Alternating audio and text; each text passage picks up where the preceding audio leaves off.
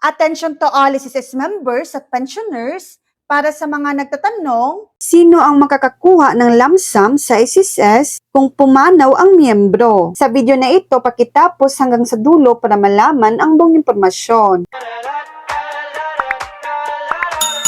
Kapag pumanaw ang isang miyembro ng Social Security System or SSS, ang makakatanggap ng lump sum death benefit ay nakadepende kung may kwalipikadong benepisyaryo at sa bilang ng naihulog na contribution ng miyembro. Sa pangkalahatan, kung walang kwalipikadong primary beneficiaries, halimbawa legal na asawa na hindi ihiwalay dahil sa legal na dahilan o mga dependent na anak, maaaring ang secondary beneficiaries tulad ng mga magulang ang makatanggap ng benepisyo. Kung walang primary o secondary beneficiaries, ang benepisyo ay maaaring ibigay sa legal heirs ng namatay alinsunod sa batas at sa mga patakaran ng SSS. Tungkol naman sa lump sum, kung ang namatay na miyembro ay hindi umabot sa kinakailangang bilang ng contribution para sa buwanang death pension, karaniwang lump sum ang ibinibigay sa mga kwalipikadong benepisyaryo. Kung kwalipikado para sa monthly death pension, iyon ang pangunahing benepisyo, bagamat may ilang sitwasyon na may kasamang lump sum depende sa kaso. So yan lang po ang latest update.